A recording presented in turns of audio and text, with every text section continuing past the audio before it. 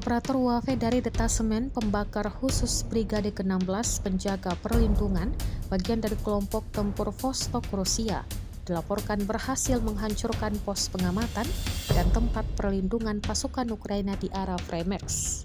Serangan tersebut dilakukan menggunakan amunisi termobarik yang dikenal memiliki daya ledak tinggi dan efek mematikan di ruang tertutup.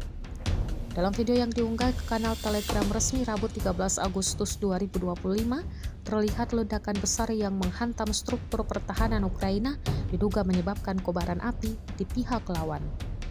Menurut pernyataan resmi, serangan ini merupakan bagian dari operasi ofensif yang menargetkan titik-titik strategis dan sistem pengamatan militer Ukraina di sektor selatan. Belum ada tanggapan resmi dari pihak Ukraina mengenai serangan ini, termasuk mengenai jumlah korban atau dampak operasional dari penghancuran pos tersebut.